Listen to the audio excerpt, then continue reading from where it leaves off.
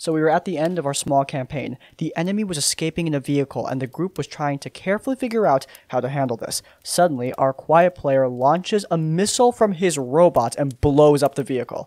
Except, he never had it on his sheet. No missile was ever given to him. So I asked, "Where did you get the missile from?" "Oh, I picked it up at the robot place." "You mean the silo?" "Oh yeah, that. We passed it and I picked it up." "You mean the giant 200-foot missile the group shot last session?" "Oh."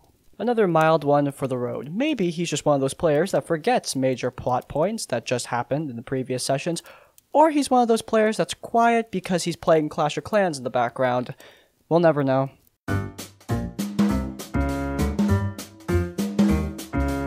This was a long time ago with people from middle school and high school. We were playing Dark Heresy 1st edition, and I almost always play something sneaky. This time I picked up a sniper, played as a disgraced noble who was picked up by the Inquisition to help eliminate some nasty targets. It was meant as a short campaign with some hijinks and some killer. Literally, 4 out of the 6 of us lost characters combat. The mission that sparked the horror story was a simple one. Eliminate a corrupt priest before he spreads chaos across the planet. I won't bore you with the long story. Suffice to say, after some combat, interrogation, and persuasion, we discovered his location. We did a little stakeout, explored the location in disguise, and figured out guard patrols, likely ambush spots, all that fun stuff. It was honestly a hell of a lot of fun until it came to do the assassination of this evil priest. We decided to do this in the middle of his sermon, while he was distracted and there weren't people paying attention to the surroundings. The rest of the party held back and waited for my signal. The plan was for me to try to eliminate the guy, or at least do as much damage as I could, before they swept in and took care of the rest while I supported.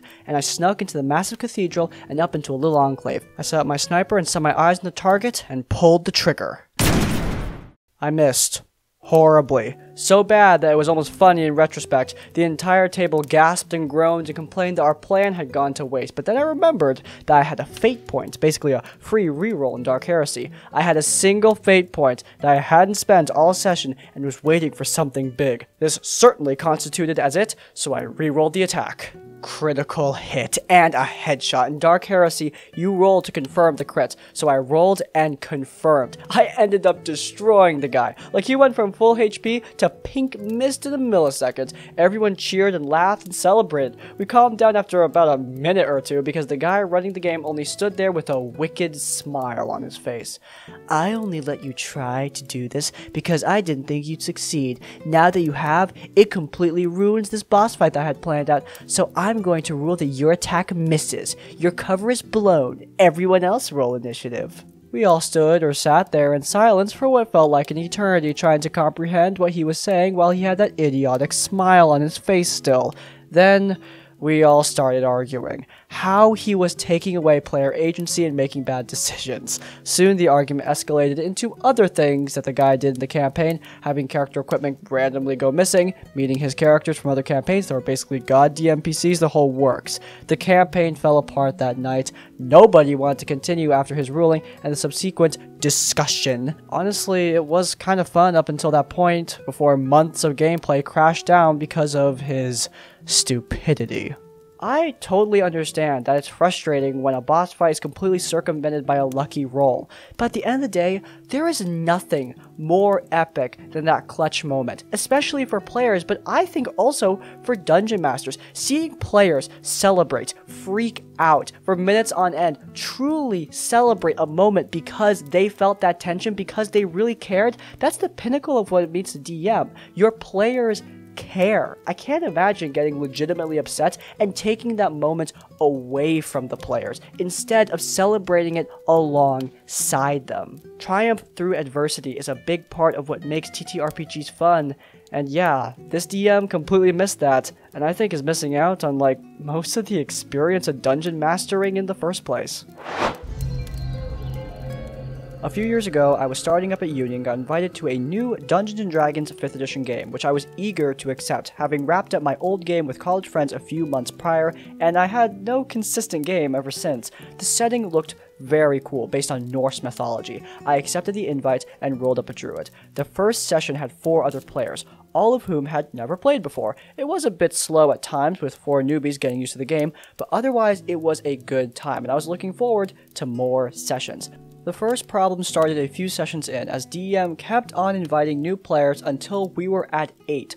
All 3 new additions were also completely new to D&D. DM's reasoning was that he wanted to be able to give us hard fights. The obvious problem this led to was everything taking absolutely forever, exacerbated by nobody knowing how to play their characters at all. I've got a lot of patience for new players, taking a while to get the grips of things, but when we're 8 sessions in and a barbarian is still asking you, I have to be raging to do reckless attacks, right? That kind of thing just means you can't be bothered to learn. I even made the guy a flow chart of his options as a barbarian each turn. I offered and he accepted, and I wasn't being a dick about it, but he lost it. Combat became an enormous slow slog, and because of how long it took, DM kept finding arbitrary ways to end it early, such as completely healthy enemies running off. The next problem was that the DM gave out far too much loot far too generously, to the point that it never felt earned. I was unhittable as an 18 AC druid with a medium armor plus shield plus 2 dex already, and he gave out bracers and greaves for plus 1 AC each really early to reach level 20. An extension of this was that everybody got given at least 1 pet, all of which took part in combat as well. This made combat take even more excruciatingly long, as we had a zoo's worth of animals on top of 8 players. At one point, I timed the amount of time between one of my turns, cast spells, enemies pass saves, move, took maybe 30 seconds, and the next, I reached 40 minutes. The other players also constantly asked me for help with what to do every turn, so pretty much this entire time was spent explaining rules. It was to the point that I decided I had to leave, even though the players were all nice people, and I was still enjoying the roleplay a lot. The next combat problem was that the only time combat got interesting, DM completely killed all the stakes and tension. A fight was going badly with only me and Barbarian healthy, plus our Cleric on about 3 hit points. I was really excited to see if we could clutch it. However, DM tells Cleric that she can make a sacrifice to Thor by cutting off her finger. She does this, and DM describes how Thor himself appears and obliterates the enemies for us. Cutting out an eye to sacrifice to the gods was basis in Norse mythology, but it also meant no combat ever had any stakes. If we could just chop off a finger and have Thor come and bail us out at level 5. Between the 8 of us, we had 79 more fingers and 80 toes if there was ever another tight spot. The other combat problem was that encounters constantly made absolutely no sense. We reached an old lady in a hut in the woods, who out of character is obviously a hag. We're invited in for dinner, and while we're eating, she just attacks Barbarian. Combat starts, and the 8 of us, plus our zoo, easily kill the lone caster. No attempts at separating us, no waiting for us to go to sleep, just random physical attacks that made no sense tactically. We had a werewolf encounter that was just another head scratcher. We're camped out in the woods, and a girl in tattered clothes rushes out of the forest, tells us to run, and runs off. We decide to prepare to fight whatever she's running from, and as the werewolves arrive, she also comes back, and DM describes how she smugly grins before transforming into a werewolf. All this achieved was getting us to prepare for a fight, and losing the element of surprise. The last combat issue wasn't that big of a deal, but still kinda strange. He gave pretty much every enemy we faced over like 10 plus sessions cunning action or some other form of free disengage, because getting opportunity attacked annoyed him? Probably worse than that was that the DM was unbelievably railroady. In one fight against some werewolves, he said the werewolf leader was going to take a legendary reaction, not really a thing, and told Barbarian to make a strength save. Barbarian got a 19, failed, and instantly had his arm ripped off by the werewolf. This already felt like petty BS, but then the next town over the same session, we happened to meet an inventor who specialized in making robotic arms. Barbarian immediately gets a new robot arm. It felt blindingly obvious that he decided ahead of time he wanted Barbarian to get a robot arm, and so forced it to happen. Barbarian thought it was cool and seemed happy with it, but it just fell very flat to me. There were quite a few instances where you just have to make a save, which fails whatever result you get, and then whatever DM wanted to happen, just happened. Another example of this came after my character made a joke about how adventuring isn't that dangerous because he never got hit. 20 AC backline caster in an 8-person party doesn't get hit much. Who knew? DM has the shopkeep we were talking to slap my level 6 character unconscious. I say I'm casting Shield, homebrew subclass from the DM's approved homebrew list. DM tells me I can't because it happens too fast. I ask if we're not at least rolling initiative since he's attacking me. The DM tells me no. He then describes how the shopkeep takes off my armor and leaves with it. I protest that it takes a minute to take off medium armor, so there's plenty of time for the party to try and stop him. DM asks them, "Are you really gonna mess with the guy who just slapped your druid unconscious?" Shopkeep leaves his shop unattended and walks off with my armor. DM tells me, "You kept saying you don't get hit, so I thought I'd take your armor away." I probably should have left because of that, but a mixture of in and out of character pleading gets me my armor back and we move on. DM pulled similar things on everyone. I just remember what happened to my character better. As a missed complaint, DM also liked to do the whole roll charisma to seduce thing. He faded to black, but I still find that pretty gross myself. No particular specific examples, since this was like 3-ish years ago though. It was only after I left I found out the worst issue that the DM had. 2 years later, I reached out to one of the players, Monk, to ask how she's doing, since I got on with her really well, but hadn't spoken to her since leaving the game. She said the game fizzled out about a month after I'd left. She also told me that she felt a bit uncomfortable playing, but continued because she really wanted to play some kind of D&D, but she felt like the DM had consistently had transphobic and sexist undertones in the game. I hadn't noticed at the time. Back then, I wasn't really aware of the type of dog whistles that bigots had. I wish I'd noticed and called it out at the time, but at least we all got out of it in the end. Monk also told me that the whole thing had just soured D&D for her as a whole, and that she's not played the game since. Overall, I definitely should have left a lot earlier, but I spent too long putting up with things that were really unacceptable because there were still elements of it that I enjoyed.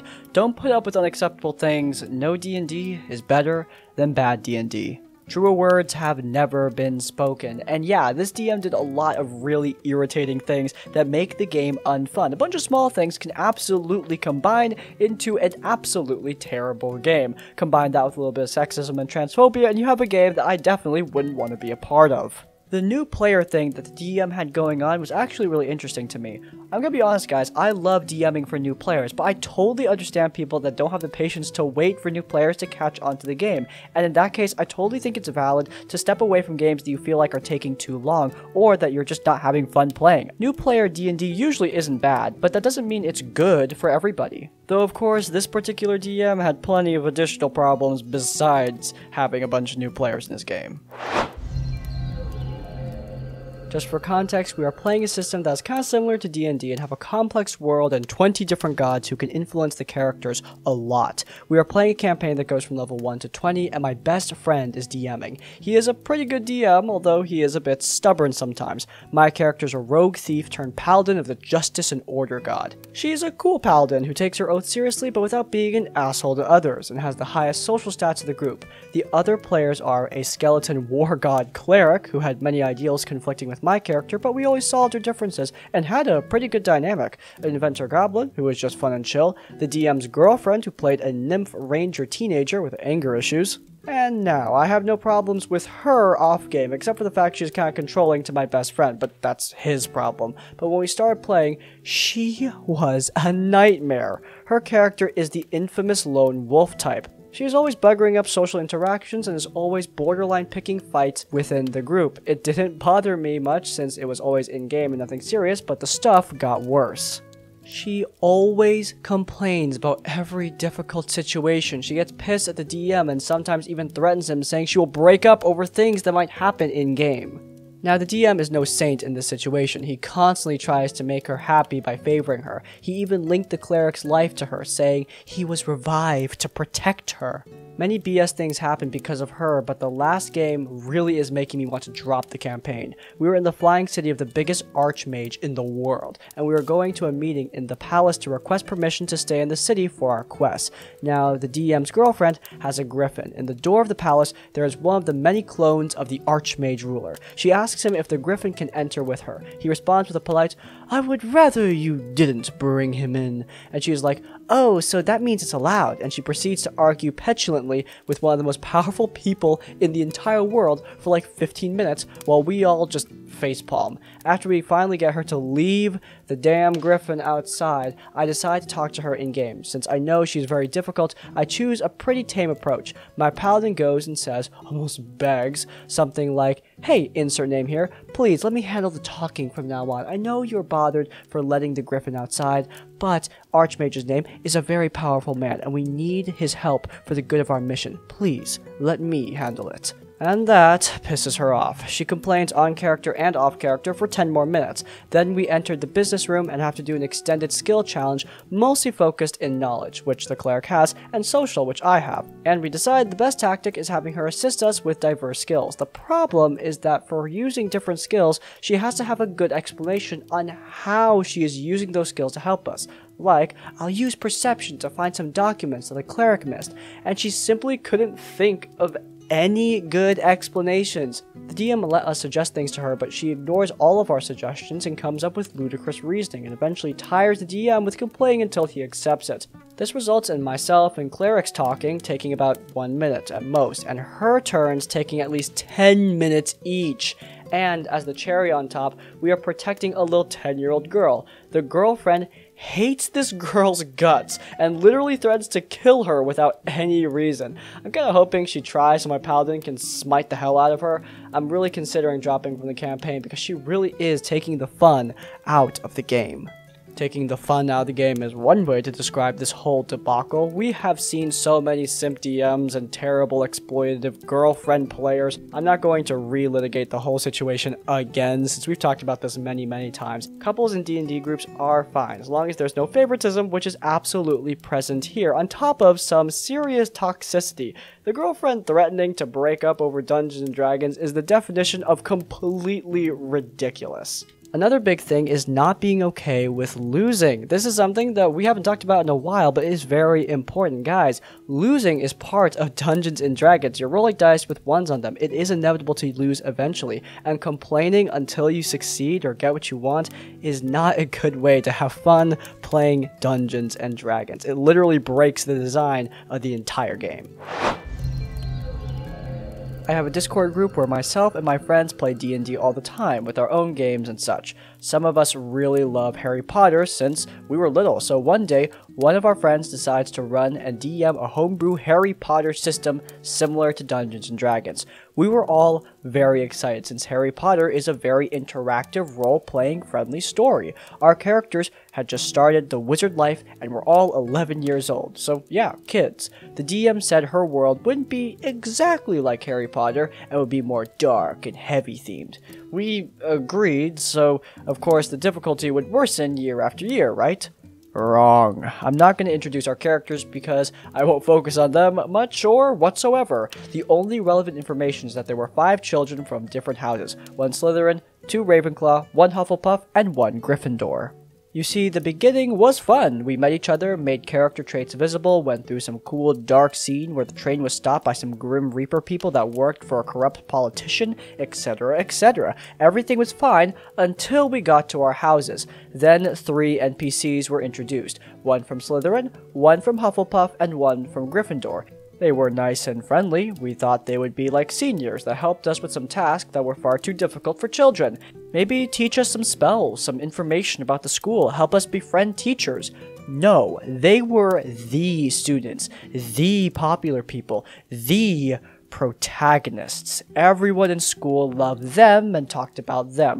Great? Oh, the Slytherin one is so good with them. Quidditch? Oh, the Gryffindor one is perfect at that.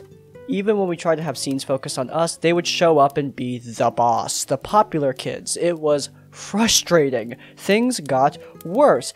2 of the popular DMPCs were dudes fighting over the only girl of their group. DM's self-insert character, by the way, so we were constantly forced into some romantic cliche situations where we were forced to help one of them get the girl, even though we didn't give a crap about their crappy love triangle thing. The whole campaign was focused on romance, though. Our characters were 11. They were confused most of the time. Even the also 11 NPCs made questions all about romance. Which teacher would you marry? Are you going out with that NPC you spent like 30 minutes side by side just eating on the table with? I know teens were all about that stuff, but come on. That was specifically frustrating to my character since her backstory was about having to marry some guy just for the sake of saving her father. They would marry after graduation and just because his family was famous for its healers and influence. My plan to her story was getting her independence later by the passing years. She didn't even like to interact with him. She hated forced romance or being forced into romantic situations. Her fiancé was a dick 2 years older than her, and she was still a kid. But the worst is yet to come. The DM introduced to us the villains, some shape-shifting creatures that absorbed wizards and used their skin as disguises to pretend they were them. Cool, right? That's what we all thought too. You know, at least until that day. We were invested in the story, searching for students that were acting weird, searching for clues. We even saw some bizarre events, like one of them almost absorbing someone's skin. All good and crazy, until we finally almost tracked one of them, sadly using my character as bait in a date, since that thing was using her fiancé's skin and, like, it French kissed her. Anyway, look, then the session was done. The DM started a cutscene where the shapeshifters reunited and the fiancé one was scared of almost being caught by our team. One of them consoles him and tells him it's okay. Then they started making out. Yeah, she really described the shapeshifters smooching from nowhere, with details, you know? We knew she had a thing for gay men at her tables because almost every adult... What the fuck? Alos, guys, are you okay? Anyway, we knew she had a thing for gay men on her tables because almost every adult male teacher was gay or interested in men in some way. Kind of sexualizing gay people was a huge red flag, but we thought the main issue was the extremely romance-coded game, so we just set that aside. After that, we kind of talked to her and tried to explain all the problems. Sadly, no one was brave enough to tell her that the spooching scene was cringe as hell. The game had a few more sessions before we tried to restart from zero with a new player, etc. But eventually, the DM was set off by our critiques and became tired of her own creation. We were sad because we loved our characters and wanted to play, but oh my god, I don't want to play as a child in a game like that. She said she doesn't know how to create adventures for children characters, but come on, even if we weren't 11, that shit was uncomfortable as hell. First, the NPCs only care about dating people or getting laid. Second, the bad guys suck each other's tongues out to cope with stress. No, thank you. Oh, by the way, I'm 25. We're all in our 20s. TLDR, we try a dark-themed Harry Potter campaign, but the DM keeps using NPCs and villains to make cheap fan service to the point the villains start making out in a cutscene. Guys, if you want to run a Riverdale tier romance as your Dungeons & Dragons campaign, I can't stop you. In fact, even if I could, I wouldn't, because if you can find players that would enjoy that, then you know what? Have a blast, have a good time, do what you want, just have fun. But you need to make sure to find players that actually want that sort of experience. Clearly, these players are not those players. Establishing expectations are important. Dark campaign is not the word I would use to summarize the shit I just read. Obviously, the DM's fun is an important factor, but if the DM is creating a campaign that makes all the other players uncomfortable, then the DM is ignoring a big responsibility when it comes to running a game for players. You need to run it for them as well as having fun yourself. And yeah, I don't think these players enjoyed the Riverdale tier fanfiction of Harry Potter. And that is where we are going to end today's episode of RPG Horror Stories. If you guys did enjoy it, then please do leave a like. If you want to see more of my content, then you can head into the cards where you will find our Q and Play series, where we answer your questions in a rambly, unscripted format while playing some video games. And while you're there, subscribe to Crispy's Tavern to get more of our content right as it comes out. And finally, if you want to leave your own stories or thoughts, go down into the comments down below. If you cannot think of a comment, leave the comment smooching to let me know you made it to the end of the video. Next, like, comment, subscribe. I will see you all next time. Farewell.